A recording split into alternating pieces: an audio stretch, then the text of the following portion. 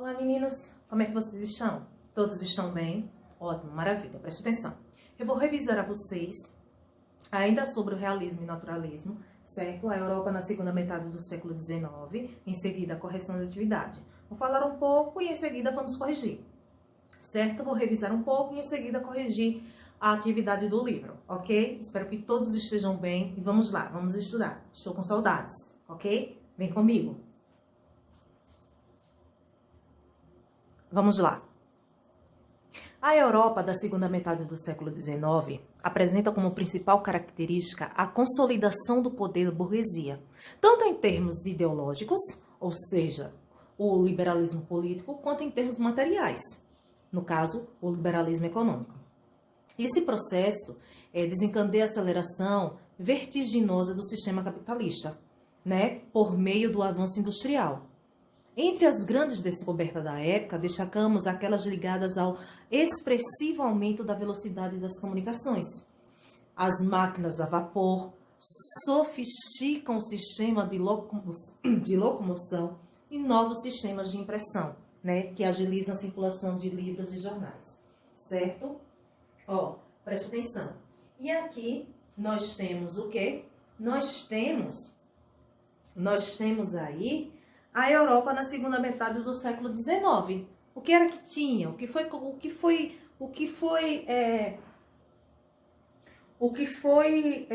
O acontecimento, nessa segunda metade do século XIX? Foi a consolidação do poder burguês, foi a implementação do capitalismo, foi a Comuna de Paris, a geração materialista, a geração de 70, o surgimento das escolas realistas, ou seja, o realismo, o naturalismo e o parnasianismo.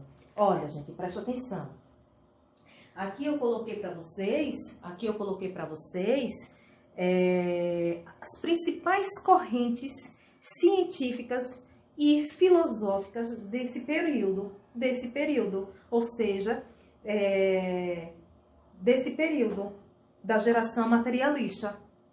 Nós temos aí o positivismo de Augusto Comte, o determinismo histórico e geográfico de Hipólito Taine, aí o evolucionismo de Charles Darwin, a negação do cristianismo de Ernest, o socialismo utópico de Pierre, certo? E o socialismo científico de Karl Marx, certo? Presta atenção. Agora eu quero que vocês peguem um livro, Aí foi só um pequeno resumo. Peguem um livro na página 32 e vamos lá. Nós temos aí dois textos, Vocês estão vendo o texto 1 e texto 2. Aí diz o seguinte: embora pertençam a dois romances, ambos os textos apresentam elementos metalinguísticos, ou seja, em que a linguagem artística reflete sobre si próprio. Identifique 3 desses elementos. Tá pedindo 3. Então vamos lá. Elementos metalinguísticos presentes no texto são a apresentação do narrador como autor, a interlocução como o leitor e a presença de comentários estéticos da natureza, a crítica, Porque no texto 1, crítica romântica, ao realismo, e no texto 2, a crítica realista ao romantismo, certo? A segunda questão diz o seguinte: qual é o estilo literário caracteriza o texto 1 e qual estilo o texto critica? Qual estilo literário caracteriza o texto 1 e qual estilo o texto critica? Transcreva as 2 frases desse texto em que tal crítica aparece de forma mais contundente. Gente, presta atenção. O texto 1, ele é romântico e ele faz crítica ao realismo naturalista, especialmente nas frases fatos e não teses, é o que eu trago para aqui. E o pintor retrata uns olhos e não explica as funções ópticas do aparelho visual, certo? Presta atenção. A terceira questão diz o seguinte: em que sentido o texto 2 opõe-se ao texto 1? Gente, o texto 2 opõe-se ao texto 1 porque nele o autor realista critica o romantismo. E já a quarta questão diz o seguinte: esclareça o que há de comum nas críticas presentes em ambos os textos. Então, nos 2 casos, trata-se de crítica irônica, seja o racionalismo, seja a dissecação cientificista do caráter humano, pretendida pelos escritores do realismo naturalista, certo? Observe que no texto 1, né, seja ao sentimentalismo e a preferência pela fantasia em detrimento da realidade dos românticos, do texto 2. A quinta questão diz o seguinte: que características estilísticas diferenciam os textos mostrados, o estilo a que pertence? Gente, enquanto a linguagem do texto 1 é passional, é declamatória, como se percebe pelas exclamações, pelas perguntas retóricas e metáforas grandiloquentes, né? A do texto 2, né? A do texto 2 é concisa, é meticulosa, é mais próxima da coloquialidade e fortemente irônica. Já a sexta questão diz o seguinte: que frase do texto 2 sintetiza a crítica realista ao romantismo? Essa frase, gente, seria romanesco, mas não seria biográfico. Ok? Vamos lá? Agora, põe aí, por favor, no soneto Mais Luz, página 37. Ame à noite os magros crapulosos, e os que sonham com as virgens impossíveis, e os que se inclinam mudos impassíveis à borda dos abismos silenciosos. Colocaram aí? Então vamos lá, preste atenção. Temos um soneto aí, né? O soneto dianteiro de Quintal pode ser dividido em duas partes simétricas e complementares. Vamos chamar a primeira, né, composta de quarteto, né, de noturna, já que associa a noite às posturas românticas que renega. A segunda, de terceto, né, é a parte diurna, pois nela predomina a defesa de valores racionalistas do realismo. Primeira questão: que expressões presentes na primeira estrofe evocam os poetas românticos? Gente, preste atenção, onde diz assim: os magros crapulosos, os que sonham com virgens impossíveis, os que se inclinam à borda dos abismos silenciosos. Já a segunda questão diz assim: por que os adjetivos mudos, impassíveis, utilizados para evocar os poetas românticos do mal do século, podem ser considerados depreciativos perante a concepção realista da literatura como um meio de transformação da realidade? Gente, esses adjetivos aparecem para se referir à desistência dos românticos de participar da vida real, certo? Refugiando-se em seus sonhos e fantasias, ok? Vamos lá? Presta atenção. Na terceira questão diz assim: na segunda estrofe, que pedido o lírico faz à lua, musa inspiradora do romantismo? Gente, presta atenção. Ele pede à lua que torne os poetas românticos insensíveis aos vícios e sofrimentos que cultivam. Vejam só. A quarta questão diz o seguinte: transcreva o verso dos tercetos que sintetiza a apologia dos valores denominados diurnos ou realistas. Gente, é nesse seguinte verso: o claro sol, amigo dos heróis. Certo? A quinta questão diz assim: as duas imagens presentes no poema, ou seja, a lua e o sol, constituem metáforas, certo? Das posturas românticas e realistas, as quais denominamos noturna e diurna. Na sua opinião, que traços fundamentais de ambos os estilos podemos identificar por meio das imagens da lua e do sol e da noite e do dia? Gente, os traços do romantismo, que podemos identificar com a imagem da lua, né, que são os cultivos dos sentimentos e dos sonhos. Já os traços do realismo, né, identificáveis com a imagem do sol.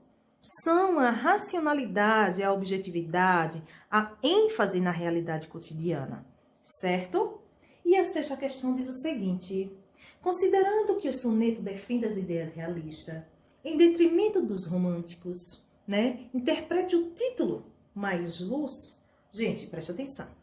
O título do poema reivindica a superioridade da luz solar, ou seja, a razão. que caracteriza o realismo em relação à luz noturna, à emoção. Caso típico, né, do romantismo. Não é isso mesmo? Ó, preste atenção. Vamos agora para a página 41. Gente, preste atenção.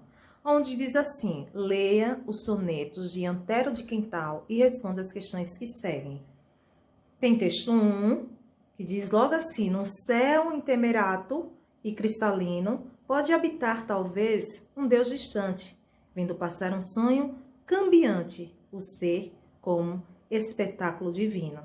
No texto 2 começa o seguinte: se é lei que rege o escuro pensamento, servar toda a pesquisa da verdade, em vez da luz achar a escuridade, ser uma queda nova a cada invento.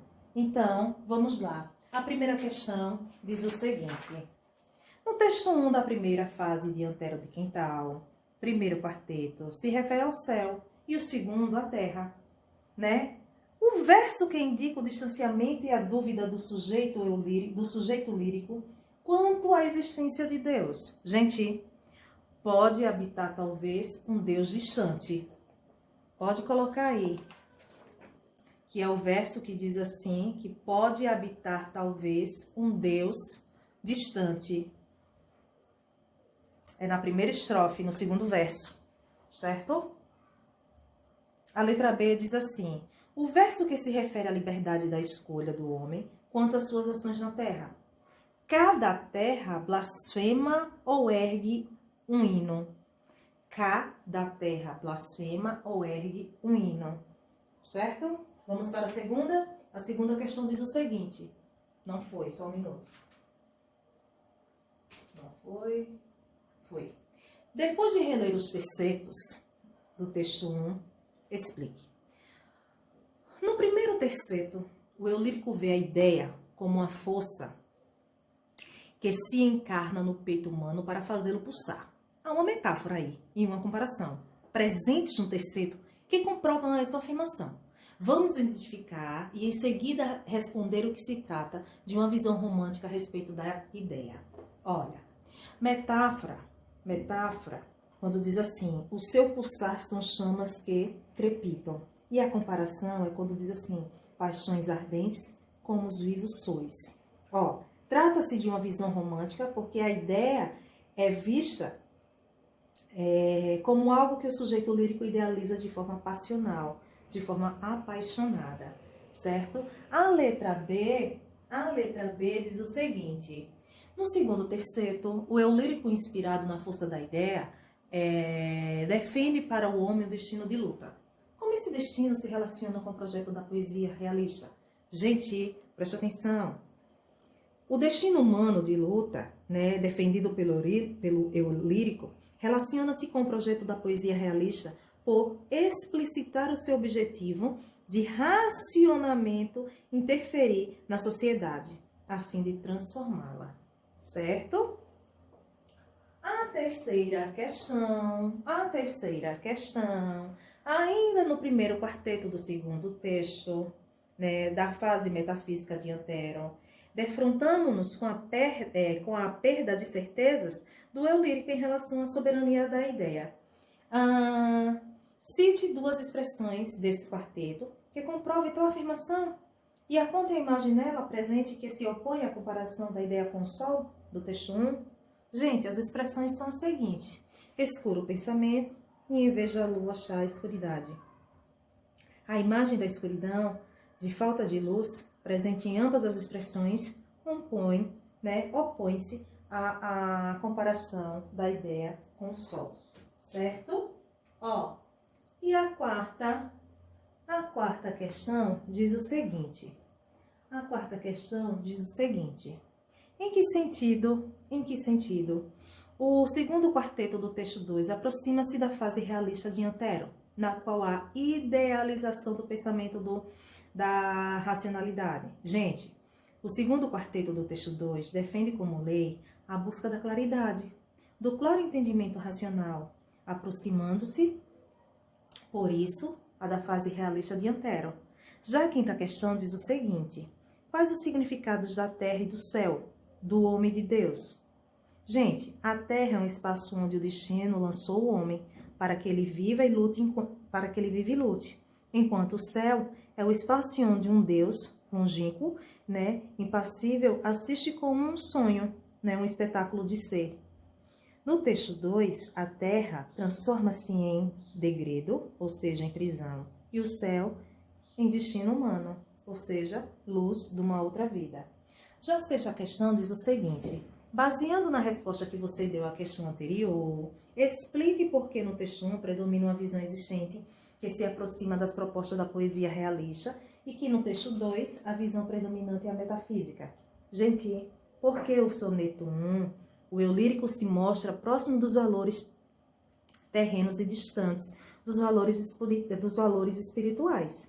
Agora, o texto 2 há uma busca desses valores, percebida pela inversão apontada na resposta da questão anterior. A Terra torna-se espaço de encarceramento do homem, enquanto o céu transforma-se em seu destino. Certo, meus amores? Vem comigo. Na página 43, tem assim o sentimento de um ocidental, né? Um sentimento de um ocidental. Parte 1, Ave Marias. Né? Nas nossas ruas, ao anoitecer, a tal soturnidade, a tal melancolia, que as sombras, o bulício, né? O tejo, a maresia, despertam-me um desejo absurdo de sofrer. O céu parece baixo de neblina, o gás atravessado enjoa me perturba, né? Os edifícios são as chaminés e a turba toldam-se de uma cor monótona e londrina. Gente, preste atenção. Vamos lá, vamos interpretar.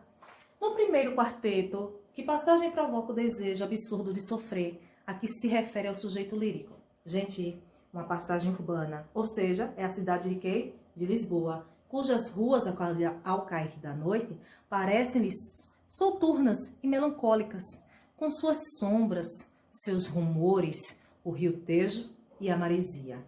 Já na segunda questão diz o seguinte: na sua opinião, por que o sujeito lírico considera absurdo esse desejo? Gente, porque aparentemente falta o quê? Motivos concretos que despertem no sujeito lírico o desejo de sofrer.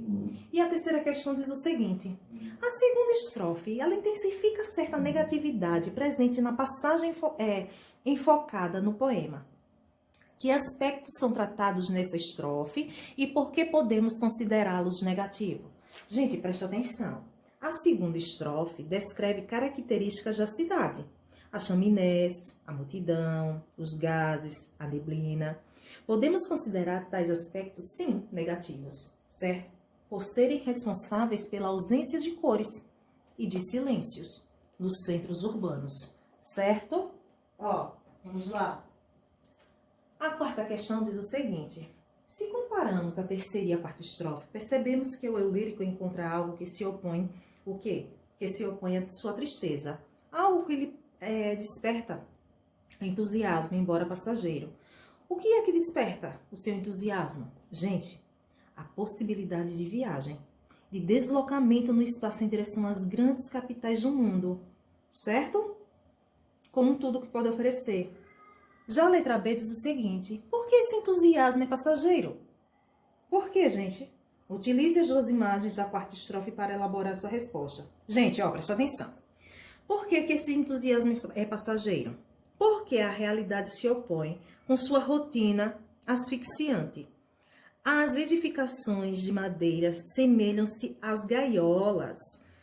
Os mestres carpinteiros saltam de viga em viga como morcegos. E a letra C, e última, qual das imagens identificadas no item B lhe parece antipoética? Gente, trata-se da comparação dos mestres carpinteiros com morcegos. Essa imagem parece sim antipoética, porque não corresponde ao que costumamos identificar como literário. É uma imagem feia, grotesca, grossa, não é isso? Gente, façam a correção, estudem, se for necessário, assistam 2, 3 vezes, façam a correção direitinho das atividades, ok? Fiquem com Deus e até a próxima aula. Estou com saudades de vocês e eu sei que vocês sabem disso. Fiquem com Deus. Tchau, tchau.